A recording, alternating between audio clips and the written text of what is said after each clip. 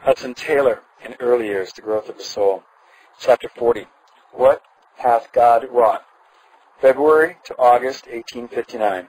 It was February 9th, and in a darkened room, Hudson Taylor knelt beside the bedside of his dying wife. Only a few weeks had elapsed since the new year dawned upon their perfect happiness, and now was she to be taken from him and his life shadowed with irreparable loss? Internal inflammation, the result apparently of chill, had brought her so low that life seemed ebbing fast away, and every remedy the physician could suggest had proved unavailing. Everywhere in the city the united prayer meeting was going on, and the knowledge that others were praying with him upheld the lowly watcher as nothing else could have done.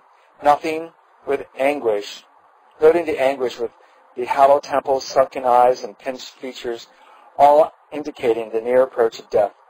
Hudson Taylor was indeed shipwrecked upon God. Faith was the only spar he had to cling to, faith in the will that even then was perfect wisdom, perfect love. Kneeling there in silence, how was it that new hope began to possess his heart? A remedy? They had not tried it. He must consult Dr. Parker as quickly as possible. But could she hold out until he came back again? It was nearly 2 miles to Dr. Parker's, he wrote, and every moment appeared long. On my way thither, while wrestling mightily with God in prayer, the precious words were brought with power to my soul. Call upon me in the day of trouble. I will deliver thee, and thou shalt glorify me. I was enabled at once to plead them in faith, and the result was deep, unspeakable peace and joy. All consciousness of distance was gone. Dr. Parker approved the use of the means suggested, but upon arriving at home I saw at a glance that the desired change had taken place in the absence of this or any other remedy. The drawn aspect of the countenance had given place to the calmness of tranquil slumber, and not one unfavorable symptom remained to retard recovery. The great physician had been there. His presence had rebuked the approach of death. His touch had once again brought healing. This experience of what the Lord could and would do for his people in answer to believing prayer was one of the most wonderful Hudson Taylor ever had, and strengthened him for many an emergency, including those of the summer near at hand.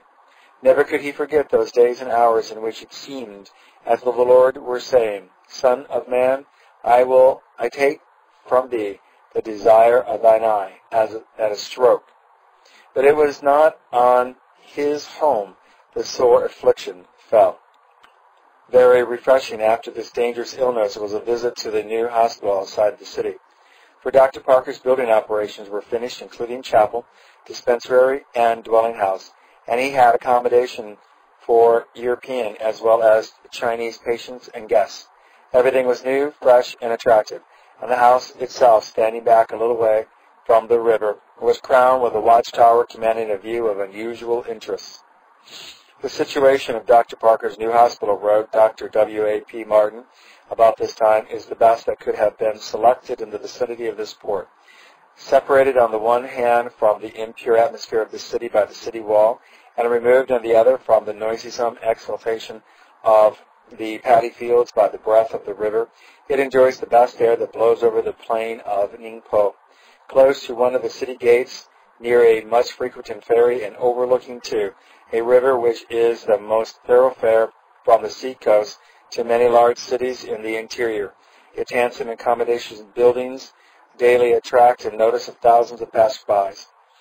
The number of inpatients is already so large as nearly to fill the neat little chapel which the doctor had erected on the dispensary for the soul. They form the nucleus of a very interesting congregation to which I have preached several times, and the probability of their obtaining permanent good is the greater as they remain many weeks together receiving daily instructions in divine truth. It was delightful to see how much had been accomplished by the courageous and perseverance with which the doctor had worked at his long-cherished plan, raising within 3 years, without help from his society, his well-equipped medical mission. May the Lord who has aided me thus far, he wrote, now use all the advancement of his cause in the glory of his name. 4 years had now elapsed since the beginning of 1855, when Dr. Parker and his young colleague had been writing home about their plans of usefulness. How differently everything had turned out from their expectations. And yet, with these these large buildings around them representing so important a work, Dr. Parker must have felt thankful that he had not remained in Shanghai. And as Hudson Taylor thought of the Christians in the city and the loved one given and spared in answer to prayer, his heart could not but overflow with gratitude and praise. It was all they had hoped or dreamed, only better. Our plans of usefulness, but with added elements of blessing they could never have devised, much less brought to pass. Commit thy way unto the Lord, trust also in him. Delight thyself also in the Lord, and he shall give thee the desires of thy heart. Yesterday, February 28th, was a glad day for us, wrote Mr. Taylor, while still at Dr. Parker's, for our servant, who has been with us almost ever since our marriage, was received into the church by baptism, as well as a woman who works for Mrs. Jones. We have now 8 native Christians in communion with us, of whom the second, Mr. T.S.I.U., was baptized a year ago yesterday. Truly we may say with thankfulness, what hath God wrought? Footnote. 7 baptisms within a year was cause indeed for thanksgiving, representing as it did fully as much of prayer, labor, and progress as would 10 times that number in the same localities today. One mission then in Ningpo, after 15 years of faithful labor, had a church roll of only 20 members, though another, not quite so long in the field, had considerably more. End of footnote. I am very busy, he continued after his return to the city.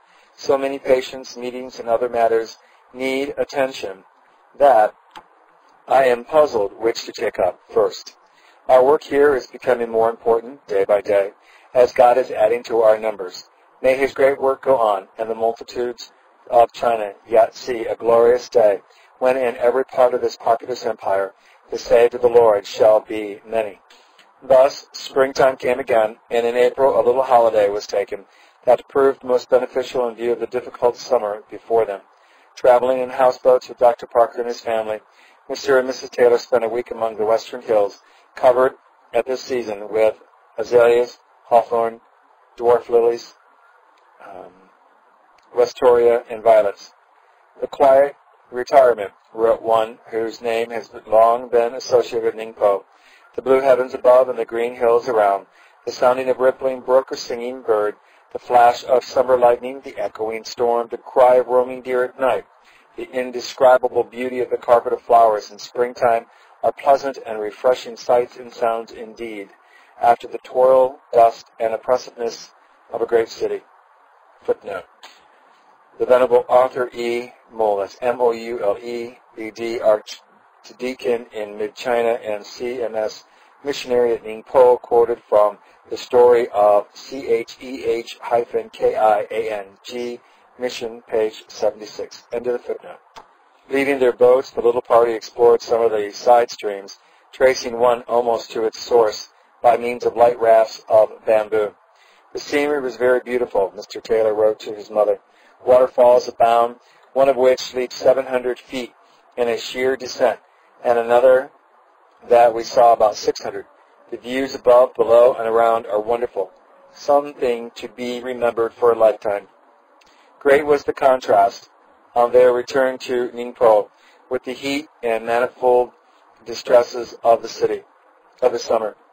Following upon the floods of the previous year came an unusually hot season, and at the same time a wave of anti-foreign feeling swept over the city due to daring outrages penetrated in connection with the coolie traffic, which was rapidly assuming all the features of African slave trade. Hitherto, its ravages had been confined to the southern provinces, but now men and lads were disappearing from this region also, carried off on foreign ships to the plantations of Cuba and South America, most of them never to return. And these outrages were the more alarming because of their connection in the minds of the people with the renewal of hostility between China and the Allied powers. Footnote. From the Treaty of TIEN-TSIN, signed in June on the previous summer, was to have been ratified at Peking a year later. Upon the arrival of the fleet of the 19th vessels representing the Allies, England, France, Russia, and America, they were attacked in the mouth of the PEI-HO River and driven back with considerable loss. The capture of Peking itself was necessary before the Chinese government realized that they must carry out their terms of surrender. The treaty was finally ratified in October 1860. In August of the following year, the heartbroken emperor, Hien-Feng, died. The ratification of these treaties had swept away the barriers he had so long striven to maintain against the importation of opium, which from this time also, alas, spread with fatal rapidity throughout the length and breadth of the land. End of the footnote. You will not be surprised to hear, wrote Mr. Taylor, in the middle of August, that while God is granting us blessing, Satan is manifesting his malice, owing to the kidnapping of these engaged in the coolie traffic, forcibly seizing villagers and carrying them off in sacks to their vessels. Public excitement has reached a very high pitch. Rumors have been circulated that these persons are being seized at the instant of the defeated British, who wish to reinforce their numbers and again attack Tien-Tsin. Violent incinerated papers have been posted up, and our lives and property have been in immense danger. The excitement is decreasing a little now, and we hope the worst is over, as the people know that measures are being taken by the foreign authorities to search to the bottom of this disgraceful affair. But before this letter was written and a measure of tranquility restored, the missionary household in Bridge Street had passed through some anxious hours. As many Europeans as possible had left the city, taking shelter in the settlement or on foreign vessels. But Mr. and Mrs. Taylor would not leave the native Christians, whose danger was little less than their very own. Those were days in which the young husband could not but long for quiet and the blessed sense of security that would have meant so much to the one dearer to him than life. Protect her he could not from the knowledge of surrounding danger, but taking such precautions as were possible, he stayed his heart on God. It was not much that could be done to facilitate escape, should it be necessary. A boat lay in readiness at the back door, and a rope was strongly fastened in their bedroom window, by means of which it might be possible to reach the canal under cover of darkness. But full well he knew the complications that might arise, and it would have been a time of anguishing suspense but for the peace of God. For it was then, and under those circumstances, the hope of many a long month were fulfilled, and the little danger came to them for whom, and the little daughter came to them for whom they could find no sweeter, truer name than grace. My dear parents, wrote the father a week later, though this is the Lord's Day, I find myself able to pen a few lines, which will no doubt surprise you as much as it does myself. The reason is that I am at home taking care of my wife and baby girl, your first grandchild. Oh, my dear parents, God has been so good to me, to us all, better far than my fears. Oh, magnify the Lord with me, and let us exalt his name together. The thermometer was at 104 Fahrenheit in the coolest part of the house when on July 31st this little one was born, and once only in the week that followed did it drop as low as 88 at midnight during a thunderstorm, so that this period was not without its trials. But the worst had been averted, although for a few hours it came very near. Surging crowds about the mission house had almost broken into a riot a few days previously, while cries of "Beat the foreigner," "Kill the foreign devils," rent the air. In some wonderful way, however, a restraint was on the people, and no attempt was made to batter in the doors, easy as it would have been. And, if anything, more wonderful still was the peace in which the mother's heart was kept, both before and after. Notwithstanding the Lord stood with me and strengthened me, was indeed true in her experience.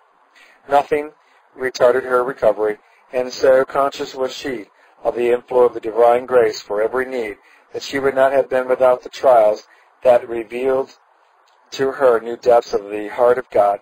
The dangers did not pass away for some time, and combined with the intense heat, might well have proved overwhelming. We feel that we are living only from night to day and day to night, wrote Mr. Jones, who also remained in the city. The people are thirsting for revenge. They mix up together missionaries, traders, and the government, the war, and the coolie traffic, and say that the kidnapped Chinese are put in the front of the fight against their own emperor. They have place-guarded the streets, calling for our blood. One of the foremost in all this being a man who supplies the mandarins with buckets to contain the heads of the decapitated, a fearfully large trade here. We are now, as I write, in the midst of all this, our wives and our little ones in the same danger. But we are resting on him who restrains our enemies with, thus far, but no further, and who to us is saying, I will never leave thee. He has made his word very precious to our hearts, and even in these trying times, we have been encouraged by some inquiring the way of salvation. For the work of God went on and was more deep and real for the testing through which the converts had to pass. Long the grass cutter, for example, who was accepted for church membership in August, was frequently upbraided on the streets for casting in his lot with the Christians. His simple faith, however, was proof against all attacks.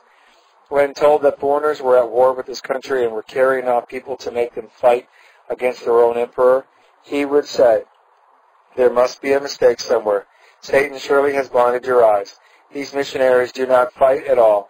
They heal the sick, relieve suffering, and show us the way of eternal happiness. Nothing but good can come of joining them. And from this position he was not to be moved. That he really knew the Lord was very evident to those who watched his life at that time. I think much of heaven and Jesus, he said to Mr. Taylor one day. The weather is so hot. Indeed, replied his friend, waiting to hear more. You see, he continued, I have to cut grass out in the burning sun, and sometimes I know how to keep on. I hardly know how to keep on. And then I think of Jesus in heaven, and my mind becomes peaceful, and my body so much rested that I can do twice as much as before. Oh, it is wonderful the difference it makes when you just think of Jesus. And so the missionaries found it too.